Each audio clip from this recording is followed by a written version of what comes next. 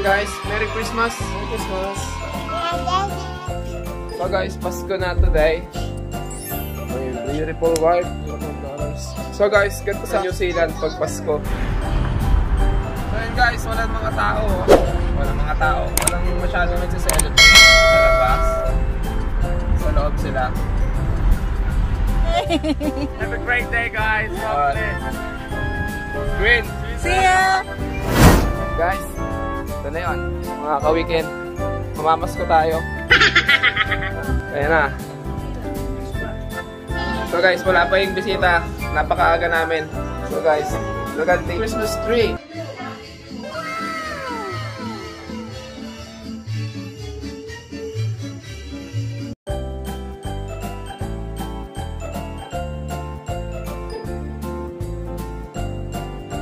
So guys, my favorite dish in the world, patatim. So yun guys, batok-batok. Guys, ito po ang may bahay. Hello? At ang poging asawa, si Rami. Yes.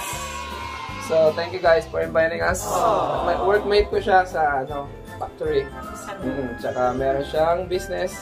Tawag ay Cinderella's Kitchen! Cinderella's Kitchen.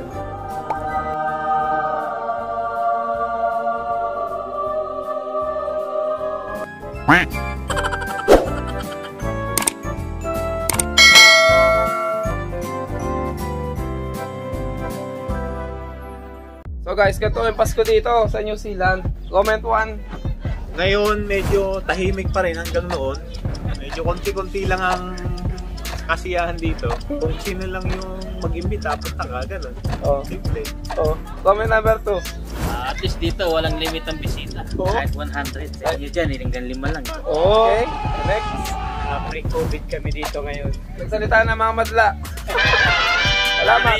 Punta na kayo dito. So guys, tapos na kami kumain. Di naghugas na lang. What? Wala, kasi hindi. Ako lang maghugas. Nakuha na! Kaya naman! Wah, model na baboy.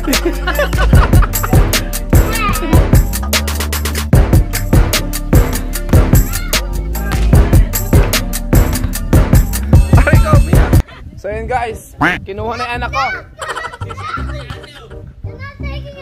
Oh no!